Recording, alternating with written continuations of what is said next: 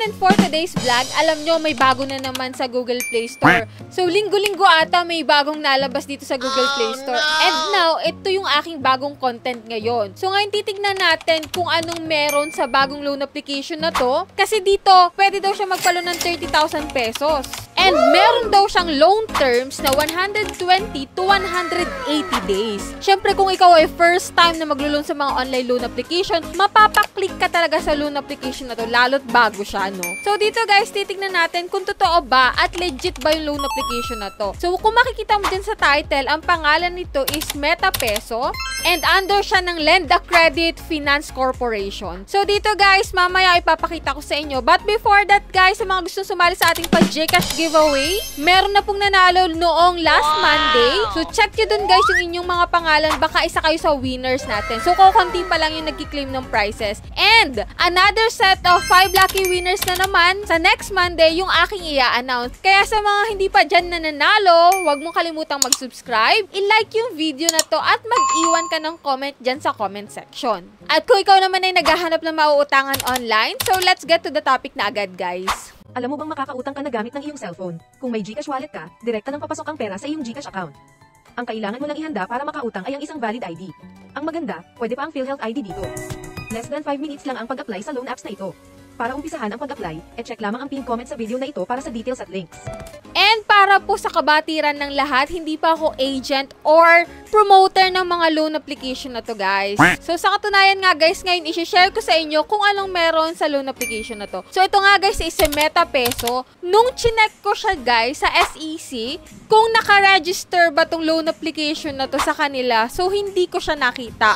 Walang Lend-A-Credit Finance Corporation dun guys. And kung i-install mo yung kanilang application, wala ka pong makikita talaga na logo dito na SEC na registered siya. So doon pa lang guys, mag-aalangan ka na na-applyan tong loan application na to, si MetaPeso. Pero bago siya sa Google Play Store, meron pa lang siya guys na 122 reviews nung in-install ko siya at nung dinownload ko siya. Meron siyang 3.9 stars. So, shoutout nga po pala kay Maria Lizel G. Pincas, kasi si Maria Lizel po yung nag-comment dun sa aking isang video na kung saan nga guys kung legit daw tong si MetaPeso na na-approve daw siya ng 2,000 pesos at kung 150 days daw yung kanyang loan term. So kaya ko ibinilag sa inyo si MetaPeso kasi eto tinatanong sa akin siya ni Maria Lizel. So shoutout sa iyo Maria Lizel and thank you sa pag-suggest sa akin kung ano ba talaga to si MetaPeso, no? So dito guys kay MetaPeso, kung first time ka at na-install mo tong sa MetaPeso, 30,000 yung pwedeng applyan mo ditong maximum credit available. So, apply now.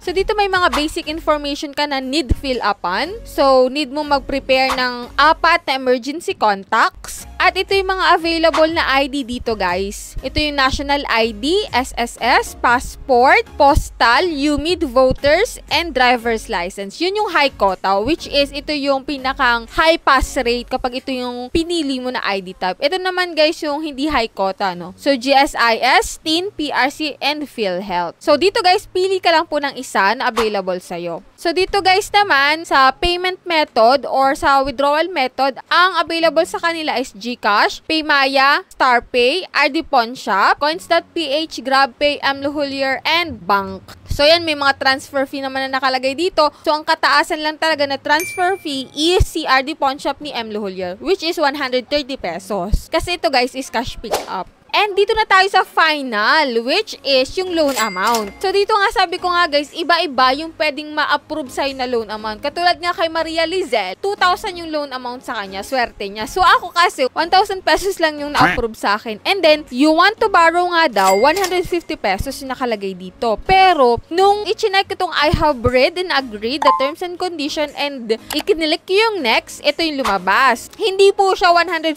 days. Kasi, kung makikita mo dito sa repayment schedule, meron kang due date dito na August 29. So, ngayon ako nag-apply ngayong August 22, 2023. Meron ako guys 7 days para bago bayaran itong loan amount na 1,000 pesos. Pero, ito ba'y nakakagulat dito guys, hindi 1,000 pesos yung makukuha mo. May bawas pa po yun na platform service fee na 420 pesos. Sobrang laki. Payment channel fee, kung kasi pinili ko dito GCash, kaya 25 pesos lang. And, ang amount to receive mo na lang guys is 555 pesos and 555 tuna apritada.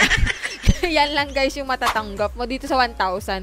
Ewan ko sa 2,000 kasi, 1,000 lang yung na-approve sa akin. So, ito sa 1,000, 5,552 na lang yung marireceive mo, no? So, yan guys. Ito yung meron kay Meta Peso, guys. 1,000 lang yung loan amount na na-approve sa akin. So, iba-iba rin naman talaga ng ma-approve na loan amount. So, kayo na lang talaga yung mag-iisip kung maglo-loan kayo or mag-a-apply kayo dito sa bagong loan application na to. Hindi siya SEC-registered. At dun pa lang guys, mag-aalangan ka na talagang mag-apply. So, yan lang guys yung vlog natin for today. Kung may mga katanungan pa kayo about dito kay Meta Peso, comment nyo dyan sa baba. Or gusto nyo mag-share na experience nyo pag-loan dito kay Meta Peso, share nyo lang dyan sa baba. And then, kapag may mga nais pa kayong ipa-review na bagong loan application, comment nyo na rin dyan. And sa lahat po ng hindi pa nakasubscribe sa aking YouTube channel, kindly click the subscribe button and hit nyo na rin guys yung notification bell para updated kayo sa mga bagong loan application, sa ating mga pa-Gcash live, and sa ating weekly Gcash giveaway. So, bye-bye na muna for now, guys!